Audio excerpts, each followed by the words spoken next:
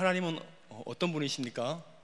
누구나 다 알고 있는 것처럼 생각되지만 이야기해보라 하면 사실 이 질문에 쉽게 입이 열리지 않는 것이 사실입니다. 하나님을 정의한다는 것은 참 어렵지요. 하나님께서 자신의 이름을 묻는 모세에게 나는 스스로 있는 자다 이렇게 답하셨습니다. 다르게 표현하면 나는 나다 이런 말입니다. 이것은 인간의 어떤 말과 척도로도 하나님을 온전히 담아낼 수 없다는 말입니다. 우리가 크다라는 말을 우리가 어떻게 인식합니까? 크다. 이것은 그보다 좀 작은 어떤 비교의 대상이 있을 때 우리가 그것에 비해서 크다라고 이렇게 쓸 수 있는 말이 크다란 말입니다. 높다도 마찬가지겠지요. 우리의 머릿속에 높음의 비교 대상이 전제되지 않고는 높다라는 말은 그 말의 내용을 잃어버리게 됩니다. 넓다, 위대하다 이런 형용사도 마찬가지입니다. 우리가 비교 대상을 상정할 때 이 말들이 쓰는 의미를 우리가 알 수 있습니다. 그래서 절대적인 존재인 하나님을 정확히 정의할 수 있는 그런 수식어구나 단어가 없습니다. 그 어떤 말로도 하나님을 온전하게 이렇게 드러내지 못합니다. 비유적으로만 그리고 상징적으로만 하나님의 일부를 묘사할 수 있을 뿐입니다. 이것은 인간의 언어가 가난함 때문이거니와 또 인간이 가진 인식의 한계가 있기 때문에 빈약하죠 우리가. 그래서 인간의 말은 어떻게 묘사하고 어떻게 설명하든 왜곡이 일어날 수밖에 없습니다. 그래서 하나님은 스스로를 나는 나다 이렇게 스스로를 표현하셨는지도 모르겠습니다. 그럼에도 굳이 우리가 하나님이 어떤 분이신지를 이렇게 말하라고 한다면 그것은 우리의 주관적인 경험의 차원에서 우리가 말할 수 있을 것입니다. 하나님은 피난처이시다. 하나님은 반석이시다. 하나님은 목자이시다. 또 하나님은 치유자이시다. 하나님은 빛이시다. 그렇지요? 이런 모든 우리의 묘사들은 오직 하나님을 부분적으로만 경험될 뿐입니다. 어느 누구도 하나님에 대해서 다 안다 이렇게 말할 수 없을 것입니다. 부분적으로 아는 것이죠. 내가 하나님에 대해서 다 안다, 하나님에 대해서 잘 안다 이렇게 말하는 사람이 있다면 그 사람은 아무것도 모르는 바보이거나 아니면 사람들의 마음을 훔치는 도둑이거나 둘 중에 하나일 것입니다. 전도서는 이런 인간의 인식의 한계를 이렇게 표현합니다. 하나님이 모든 것을 지으시되 때를 따라 아름답게 하셨고 또 사람에게 영원을 사모하는 마음을 주셨느니라. 그러나 하나님의 하시는 일의 시종을 사람으로 측량할 수 없게 하셨도다. 전도서 기자가 이렇게 표현하고 있습니다. 요한은 오늘 본문을 하나님은 빛이시다라는 선언으로 시작합니다. 우리가 우리 인생을 직시할 때 즉각적으로 인식할 수 있는 것들이 있습니다. 우리 인생을 구구절절 뭐라고 이렇게 설명하지 못하지만 우리 인생하고 이렇게 우리가 스스로를 떠올리면 어떤 떠오르는 이미지들이 있습니다. 어둠의 상태 이런 것이죠. 그렇죠? 밝지 않습니다. 어둡습니다. 부정적입니다. 혼돈의 상태, 부조리한 상태 이런 것들을 대비해서 쓰는 말이 여기서 빛입니다. 인간의 어떠한 부조리와 어둠을 넘어서 있고 초월해 있는 하나님의 어떠함 그것을 빛이다 이렇게 표현하고 있습니다. 이런 이렇게 조명빛 이런 것을 이야기하는 것이 아니지요. 이 빛이라는 말 안에 좀 더 세부적으로는 거룩이라는 뜻을 담을 수도 있고요, 또 순결이라는 뜻을 담을 수도 있고 완전함 이런 뜻을 담을 수도 있을 것입니다. 어쨌든 본성상 부패한 인간이 행하는 것이 아닌 것, 그 상태를 요한은 빛이다 이런 말로 표현하고 있습니다. 그러면서 이것을 이 요한이 성도들에게 좀 더 이해가 쉽도록 전달하기 위해서 5가지의 조건문을 써서 사용하고 설명하고 있습니다. 우리가 본문 쭉 보면 반복되는 어구들이 있죠. 만약 뭐뭐 하다면 이라는 이 어구가 반복되고 있습니다. 오늘 교환이 또 나와 있는데요, 6절에 보니까 이렇게 되어 있지요. 만일 우리가 하나님과 사귐이 있다 하고 어둠에 행하면. 7절에 한글에는 생략되어 있습니다만 만일 그가 빛 가운데 계신 것 같이 우리도 빛 가운데 행하면. 한 절마다 한 개씩 있습니다. 8절에 만일 우리가 죄가 없다고 말하면. 또 9절에도 만일 우리가 죄를 자백하면. 그리고 마지막 10절에 만일 우리가 범죄하지 아니하였다 하면. 이렇게 되어 있습니다. 쭉 보시면 어떤 패턴들이 읽히지 않습니까? 사귐이 있다, 빛이 있다, 어둠이 있다 하다가 나중에는 죄의 문제로 이렇게 쭉 마무리가 됩니다. 부정적인 조건절이 3개가 있고요, 긍정적인 조건절이 2개가 있습니다. 6절, 8절, 10절은 어둠에 행하면, 죄가 없다고 말하면, 우리가 범죄하지 아니하였다 하면, 이렇게 3개입니다. 다 부정적으로 쓰였습니다. 반대로 7절, 9절 한번 보십시오. 7절, 9절은 우리도 빛 가운데 행하면, 만일 우리가 우리 죄를 자백하면, 이렇게 2개가 긍정적으로 쓰였습니다. 요한은 어둠 가운데 거하는 것과 빛 가운데 거하는 것이 무엇인지를 설명하기 위해서 비슷한 표현들을 이렇게 중첩적으로 이렇게 쓰면서 어떤 부분들을 강조하고 있는 것들이 나오고 있습니다. 그러니까 어둠에 행하는 것, 어둠의 길을 걷는 것이 무엇이냐, 여기서는 어떤 구체적인 범죄 행위를 일컫는 것이 아닙니다. 마치 어둠의 자식들이 뒷골목에서 본드를 흡입한다든가 이런 걸 얘기하는 게 아니죠. 요즘 본드 안 합니까? 뭐 마약하는 거, 이런 구체적인 것, 이런 것들을 이야기하는 것이 아닙니다. 어둠의 길을 걷는다는 것은 죄가 없다고 말하는 것, 죄를 범하지 않았다고 하는 것을 이야기하고 있습니다. 나는 죄가 없다, 이게 무슨 말입니까? 죄의 본성, 인간의 본성에 대해서 부정하는 것이죠. 나는 죄를 짓지 않았다, 이것은 죄악된 행위에 대해서 부정하는 것입니다. 죄가 뭐냐? 이런 것입니다. 이 정도를 가지고 뭐 죄라고 그러냐? 나의 행위의 잘못된 부분들을 이렇게 위선적으로 감싸는 것, 합리화시키는 것, 이런 것들을 사도 요한이 어둠에 행한다, 이렇게 이야기하고 있습니다. 그리고 이런 것들을 뭐라고 얘기하는가 하면 6절에서 거짓말한다, 진리에서 벗어나 있다, 이렇게 이야기합니다. 8절에서는 또 다르게 표현하죠. 스스로를 속이고 있다, 진리가 우리 속에 있지 않다, 나중에 더 나아가서는 하나님을 거짓말하게 만든다, 이렇게 신란하고 있습니다. 능동적인 의미에서는 이런 모든 어둠에 행하는 것들이 거짓말하는 것이고, 수동적으로는 스스로 속이고 있는 것이고, 안으로는 진리가 없고 밖으로는 진리에서 벗어나 있다, 이것을 어둠에 있다, 이렇게 표현하고 있는 것입니다. 어떻습니까? 우리 존재 본성에 죄 없습니까? 악 없습니까? 거짓말하는 거 맞지요? 스스로를 속이고 있고 또 스스로에게 속고 있는 것입니다. 우리가 하는 행위 가운데 한번 생각해 보십시오. 죄의 때가 묻어 있지 않은 경우가 얼마나 있습니까? 이기적인 동기가 묻어 있고 시기와 분노가 묻어 있습니다. 자비를 느껴야 할 때 무정함으로 일관하고 있습니다. 그럴 때 잘못을 잘못으로 통렬하게 자각하지 못하고 다 그렇게 사는 거지, 그렇게 사는 거 아니야? 무딘 영으로 감각 없이 되면서 나는 죄를 범하지 않았다 하는 것입니다.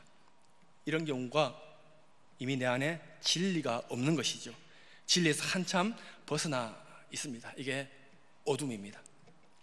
그렇다면 빛 가운데 있다는 것, 하나님과의 사귐 가운데 있다는 것이 무엇인지 우리가 이제 짐작할 수 있을 것입니다. 요한도 말합니다. 7절에서 만일 그가 빛 가운데 계신 것 같이 우리도 빛 가운데 행하면 그 아들 예수의 피가 우리를 모든 죄에서 깨끗하게 하실 것이요. 죄가 전제되어 있습니다. 죄가 언급되고 있습니다. 9절에 만일 우리가 우리 죄를 자백하면 우리 죄를 사하시며 우리를 모든 불의에서 깨끗하게 하실 것이요. 빛 가운데 있다는 것, 우리가 빛 가운데 걸어가고 있다는 것은 우리가 죄가 없다, 이런 말이 아닙니다. 우리가 죄를 짓지 않는다, 이런 말이 아닙니다. 하나님의 생명의 빛, 말씀의 빛 앞에서 자신을 직시하는 것, 직면하는 것입니다. 자신의 죄된 본성을 직시하고 인정하는 것, 이것입니다. 자신 안에 있는 것으로는 소망이 없다는 것을 스스로를 속이지 않고 대면하는 것, 이것을 우리가 빛 가운데 걸어간다라고 이렇게 이야기합니다. 쉽게 말해서 이렇게 표현해 볼 수 있을 것입니다. 자신의 격, 우리 한때 국격 이런 말이 유행하지 않았습니까? 자신의 격을 아는 것이 빛 가운데 거하는 것이라고 우리가 할 수 있을 것입니다.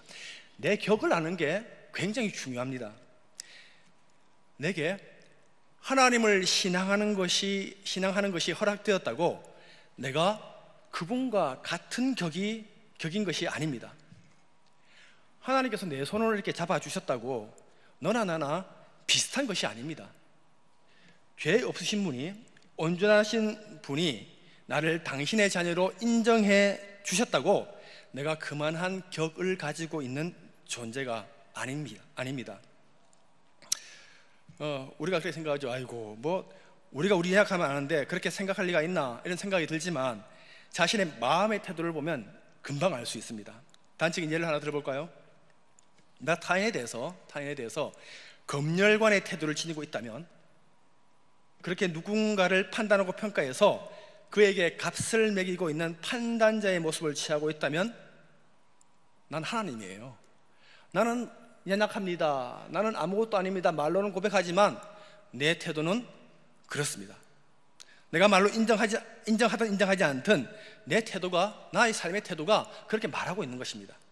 여러분, 내 격과 하나님의 격은 이렇게 더불어 곁에 놓고 이야기될 수 없을 정도로 무한한 차이가 있다는 것, 그것을 자각하고 그럴 자격이 없음에도 불구하고 내 손 잡아주셔서 그 자격을 허락하신 하나님께 겸허히 엎드려 내가 죄인으로소이다,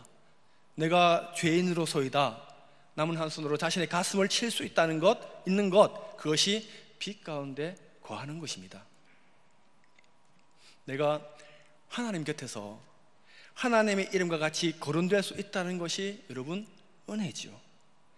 내 입에 하나님의 이름을 올릴 수 있다는 것이 여러분 은혜입니다. 인간이 하나님의 자녀라 불리어진다는 것이 실은 경천동지할 일이 우리 인생에게 생긴 것입니다. 하나님과의 깊은 사귐을 가졌던, 그래서 하나님의 빛 가운데 그 인생길을 걸었던 인물이 우리가 사도 바울임을 우리가 부인할 수 없을 것입니다. 사도 바울 그런 인생 살았죠. 빛 가운데 살았고 그 누구보다도 하나님과 깊은 사귐 가운데 살았던 인물입니다. 다메섹에서 주님의 빛을 경험하고 주님과의 사귐 속에서 지내면서 그가 스스로에게 붙여나갔던 신앙 고백적 호칭들이 있습니다. 신앙의 경륜이 깊어지면 깊어질수록, 자신의 처지에 대한 뚜렷한 인식이 더해지면 더해질수록 하나님 앞에서 자기 고백적 호칭 변화가 성경 곳곳에서 나옵니다. 처음에 스스로를 일컬어 이렇게 말하지 않습니까? 사도 중에 지극히 작은 자, 이렇게 표현했습니다. 고난의 깊이가 깊어지면서 하나님의 깊이를 경험하면서 스스로를 모든 성도 중에 지극히 작은 자보다 더 작은 나에게 은혜를 주셨도다, 이렇게 신앙 고백합니다. 노년에 이르러 그 인생길 가운데서 곁에서 함께 걸어주시는 주님의 모습 앞에 자신이 죄인 중에 괴수에 불과한 존재임을 자각합니다. 죄인 중에 내가 괴수니라. 바울은 다메섹 이후 늘 주님의 빛 가운데 걸었던 사람입니다. 주님의 빛 가운데 걸으면서 주님과의 사귐이 깊어지면 깊어질수록 자신의 추악한 모습을 통렬하게 발견하게 되는 것이죠. 그 이전엔 바울 달랐죠. 자신의 우러므로 그리스도교를 박멸하고자 할 때 그는 검열관이었고 판단자였습니다. 어둠에 행했던 자였습니다. 스스로에 대한 고백이 준열하면 준열할수록 바울은 하나님의 빛 가운데 깊어지고 있었다는 것을 우리가 반증적으로 알 수가 있습니다. 바울이 감옥에 있어도 기뻐하고 찬양했다고 합니다.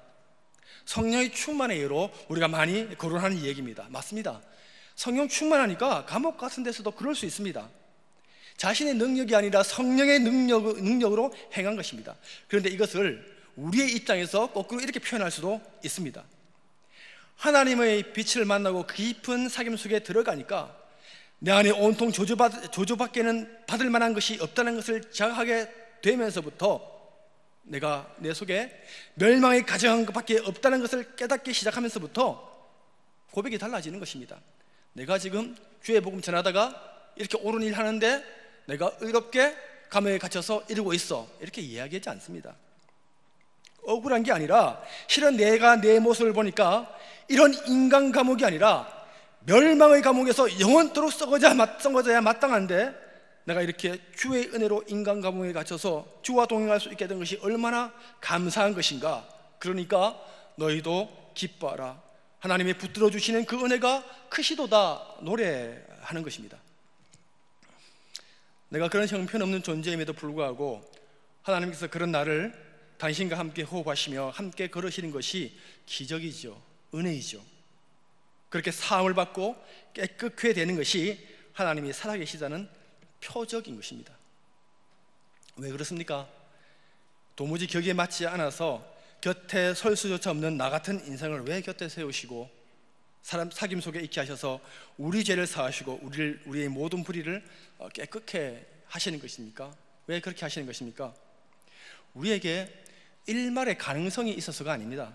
지금은 이 모양이지만 나중에는 그보다는 조금 더 나은 저 모양이 될 가능성이 있기 때문에 그렇게 하시는 것이 아닙니다. 가능성 없습니다. 우리에게는 그저 하나님께서 미쁘시고 의로우시기 때문입니다. 하나님의 그 신실하시고 의로우신 은혜가 가시적으로 우리에게 극명하게 나타나는 것이 무엇입니까? 예수님의 고난과 죽음, 그 보혈의 공로가 아니겠습니까? 하나님의 미쁘심과 하나님의 의로우심의 가시적인 성취인 예수의 피로 우리의 죄를 사하시고 우리의 모든 불의를 깨끗하게 하시는 것입니다. 그 예수의 이름 안에 하나님의 신실하심이 들어 있습니다. 예수라는 이름 안에 하나님의 의로우심이 다 들어 있습니다. 그래서 우리가 예수의 이름을 부르지 않습니까? 예수의 이름을 부르는 것입니다. 예수의 이름에만 하나님의 변치 않는 신실하심이 도도히 흐르고 있기 때문입니다. 그리스도 예수의 이름에만 죄로 말미암아 망가졌던 것을 완벽하게 복원하시는 하나님의 의가 있기 때문입니다. 다른 이로서는 구원을 받을 수 없나니 차라 사람 중에 구원을 받을 만한 다른 이름을 우리에게 주신 일이 없다 하셨습니다. 그리고 영접하는 자 곧 그 이름을 믿는 자에게는 하나님의 자녀가 되는 권세를 주셨다 이렇게 하셨습니다. 여러분, 왜 예수의 이름을 믿는 자에게 하나님의 자녀가 되는 것에 되는 권세를 주십니까? 그리고 하나님의 자녀가 되는 것이 권세입니까? 그 이름을 믿는 자에게 하나님의 자녀가 누리는 평안을 주신다, 이 말이 더 설득력 있지 않습니까? 권세, 파워. 왜 권세가 있는 것입니까? 예수의 이름에 뭐가 있기에 그 이름을 안고 살아가는 이들이 헬라어로 엑수시아라고 그러죠. 파워, 권세를 누린다 이야기합니까? 구약의 사건 중에서, 여러분, 그 구약의 사건 중에서 가장 큰 사건 하나를 들라 그러면 무엇을 드시겠습니까? 구약의 사건 중에서 단연코 출애굽 사건이겠죠. 구원사적 의미가 있는, 애굽의 10가지 재앙이 나오고 홍해를 가르고 애굽 제국으로부터 노예 민족의 해방에 이르는, 아마 인류 역사상 이만한 사건, 위대한 사건을 찾아보기도 아마 힘들 겁니다. 이 위대한 사건이 하나님이 천군 천사들을 대오에 맞춰가지고 애굽 땅에 출병시켜서 이루어진 일이 아닙니다. 미디안 광야에서 서갓집 양을 치면서 두 아들 기저귀 갈아주고 밥 먹이고 애들 학교 보낸다고 신랑이 하면서 늙어가던 한 범부 모세를 하나님이 만나주기 시작하시면서 시작되는 이야기입니다. 초라한 시작이지요. 요지는 이겁니다. 모세에게 가라 이렇게 말씀하십니다. 내가 애굽 땅에서 너희 민족들이 부르짖는 소리를 내가 들었어. 내가 너희 조상 아브라함에게 한 약속이 있는데 그것을 기억한다 하셨습니다. 여기서 기억한다라는 말씀은 그냥 아차, 내가 그동안 잊고 있었는데 이제 생각났네, 이런 의미가 아닙니다. 성경에서 하나님이 기억한다라는 표현은 이제 일할 때가 되었다, 이제 그 약속을 성취시키겠다라는 뜻입니다. 잊지 않고 계신 거죠. 하나님의 신실하심입니다. 그래서 이제 가라라고 얘기합니다. 애 키우는 늙은이에게. 당연히 모세가 그렇게 호락호락하게 하나님께 이용당하지 않습니다. 젊었을 때 애굽에서 엘리트 교육 받아가지고 논리가 강합니다. 내가 뭐라고 거기 갑니까? 또 거기 가서 너 보낸 자가 누구냐? 어떤 신이냐 물으면 내가 뭐라고 말합니까? 라고 되묻습니다. 이 말인즉슨 애굽이 그리 만만한 나라가 아니에요. 거기 얼마나 많은 신이 있는 줄 아십니까? 당신이 함께 하신다 하시는데 그거 되겠습니까? 라는 이 질문입니다. 애굽에 신들 많죠. 10가지 제약 나오는데 거기 나오는 것들 여러 가지, 9장에 등장하는 온갖 것들이 애굽에서 신들로 이렇게 두려움이 대상이 되었고 또 신들로 추앙받던 것들 아니었습니까? 애굽의 신들을 하나씩 이겨나가는 과정이 10재앙에 들어있잖아요. 그때 제가 처음에 말씀드렸던 하나님의 이름이 등장합니다. I am who I am. 나는 나다. 나는 스스로 있는 자다. 야훼, 여호와, 이 이름이죠. 자, 보십시오. 겁 많고 의심 많은 모세에게 하나님이 민족 구원이라는 대하 드라마를 연출하도록 이렇게 설득을 하시면서 모세에게 어떤 표적과 기사를 먼저 보여주시면서 내가 이만한 능력이 있어, 그러니까 나 믿고 가, 이렇게 하지 않으셨어요. 그렇게 하지 않으셨어요. 지팡이를 뱀으로 만들고 뱀을 다시 지팡이로 만든 이적은 뒤에 나옵니다. 성경에서는 순서가 중요하거든요. 모세에게 이적이 아니라 하나님의 이름 야훼, 여호와를 먼저 계시하셨습니다. 그리고 모세도 이름이 뭔지 알고 싶었어요. 왜냐하면 이름 안에 신의 능력과 성품이 들어있거든요. 아브라함에게 약속하셨던 언약 말씀드렸죠. 네가 땅을 차지하고 네 자손이 하늘의 별과 같이 바다의 모래와 같이 많아질 것이고 너로 말미암아 열방이 복을 받을 것이라는 이 언약을 기억하시고 반드시 이루시리라는 신실하신 하나님의 성품이 그 이름에 있는 것입니다. 하나님의 언약 백성이 되고 하나님의 자녀가 된다는 것이 그런 거예요. 하나님의 이름으로 불려지는 것, 그것을 신명기에서 이렇게 표현하고 있습니다. 신명기 28장 10절, 제가 발견하고 굉장히 기뻤던 구절이에요. 유심하게 한번 들어주십시오. 땅의 모든 백성이 여호와의 이름이 너를 위하여 불리는 것을 보고 너를 두려워하리라, 이렇게 이야기하고 있습니다. 여기서 땅의 모든 백성은 이스라엘 백성 얘기하는 것이 아니고 이스라엘이 이렇게 가나안 가기 위해서 광야를 지나갈 때 주변에 포진하고 있었던 이방 민족들, 이 사람들을 얘기하는 거예요. 이 백성들이 두려워한대요. 이 이스라엘 백성들을 두려워하는데 여호와의 이름이 너를 위하여 불리는 것을 보고 두려워한다. 여러분, 애굽만 탈출하면 뭐합니까? 그 탈출하면 다 끝나는 것입니까? 그렇지 않습니다. 가나안에 갈 때까지 또 그곳에 가서도 주변에 숱한 약탈 민족들의 위협에 둘러싸여 지내야 합니다. 제대로 군장도 갖추지 못한 오합지졸 노예들을 주변에서 가만두겠습니까? 그런데 이상하게 가만뒀어요. 가만둘 뿐만이 아니라 이를 두려워했어요. 무서워했습니다. 가나안에서도 또 그것을 가는 여정 속에서도 이 노예 민족을 두려워했습니다. 이들이 용사가 되어서 그런 것이 아니라 이들을 위하여 여호와의 이름이 불렸기 때문이다. 모세가 그렇게 이야기하고 있습니다. 야훼라는, 여호와라는 이 민족들을 구원해낸 하나님의 이름에 하나님의 신실하신 성품과 하나님의 능력이 들어있습니다. 그러니까 이 이스라엘 민족들을 두려워했던 것은 이 민족의 어떠함이 아니라 이를 애굽에서 10가지 재앙으로 구원해내시고 홍해를 가르시고 그 길을 가게 하신 그 여호와 하나님의 능력 때문에 주변에서 다 야, 쟤들 건들면 안 되겠다, 이렇게 얘기했던 겁니다. 두려워했지요. 그래서 여호와의 언약 백성이 된다는 것, 하나님의 자녀라 부르는 것에 권세가 있습니다. 우리가 요한복음에서 그렇게 고백하지요. 영접하는 자 곧 그 이름을 믿는 자에게는 하나님의 자녀가 되는 권세를 주신다, 이렇게 이야기합니다. 권세의 뜻이 아시겠습니까? 우리 하나님은 미쁘신 분이십니다. 신실하신 분입니다. 한 번 약속하신 것들은 변개치 않고 반드시 이루시고야 마는 분들입니다. 우리가 참 연약합니다. 죄 가운데 무너질 때가 참 많이 있습니다. 죄 지으면 창피합니다. 요즘 미투 운동 보시죠? 어떻게 하든 숨기고 가리려고 합니다. 가려집니까? 그렇지 않습니다. 그때 나 죄 없다 하는 것이 인생의 해결책이 아닙니다. 내가 지금 하고 있는 것은 죄라고까지는 할 것이 없어 라며 자기 위안을 삼는다고 그렇게 되는 것이 아닙니다. 우리의 인생길에는 광야길 걷는 이스라엘 곁에서 진치던 약탈민족과 같은 그런 약살자들, 참소자들, 우는 사자와 같이 우리를 삼키는 악의 세력들이 있습니다. 그들이 바보들입니까? 우리가 죄 없다면 죄 없어라고 인정해 주는 겁니까? 나 이 정도면 괜찮지 않냐 그러면 그래, 그 정도면 괜찮아 라고 박수 쳐주는 것입니까? 그렇지 않습니다. 우리가 생명의 길, 빛 가운데 걸어갈 수 있는 길이 무엇이겠습니까? 하나님의 미쁘심, 신실하심을 믿고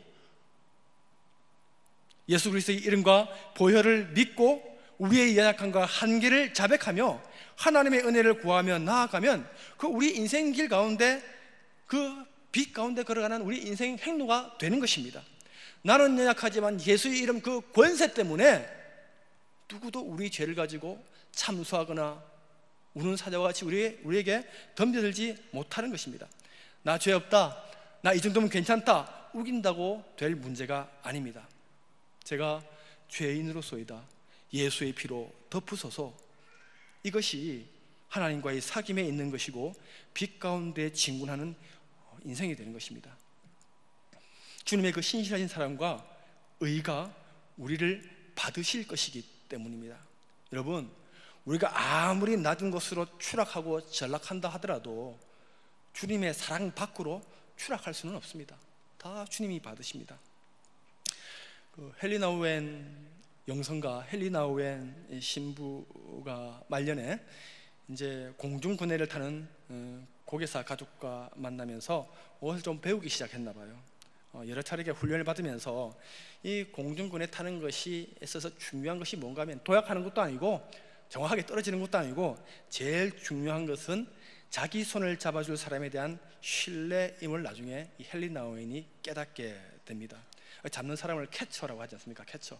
포수, 야구에서도 받는 사람 포수를 캐쳐라고 그러죠. 캐쳐라고 합니다. 헨리 나우엔이 그 경험을 통해 가지고 우리 인생도 마찬가지다 이렇게 고백하게 됩니다. 우리에게 위대한 캐쳐가 있다는 것이 우리의 복이다 이렇게 이야기합니다. 우리가 어디로 추락하든 어디로 떨어진 너건이 우리를 받아내고 우리 손잡아줄 수 있는 주님이 계시기에 우리 인생 항로가 우리가 죄가 있고 부족하지만 행로 가운데 우리가 빛 가운데 걸어갈 수 있다 이렇게 이야기했습니다. 맞는 말씀이죠. 우리에게 누가 있습니까? 예수 그리스도, 그분이 있습니다. 내가 아무리 못났고 부족하고 넘어지고 또 넘어져도 우리는 용기 있게 고백할 수 있습니다. 나에게 예수의 피가 있어. 나에게 예수의 이름, 하나님의 자녀된 권세가 있어. 주님, 저를 받아 주시옵소서. 또 일어나는 거죠. 그러면서 끝까지 그 길 달려가는 인생이 우리 그리스도인의 인생입니다. 세상 사람들이 말합니다. 국민 사람들 왜 저래? 왜 매냥 저 모양이야? 이렇게 이야기합니다. 저 모양 맞습니다. 어쩌면 우리는 끝까지 저 모양으로 살지도 모릅니다. 하지만 우리는 저 모양이라도 우리에게는 언제나신 하나님이 우리를 붙잡고 계시다, 이 사실을 기억하시면서 고난주간 우리 주님의 그 크신 사랑, 하나님의 신실하신가 미부심을 기억하면서 우리의 신앙을 다져가는 그 한 주간 되셨으면 좋겠습니다.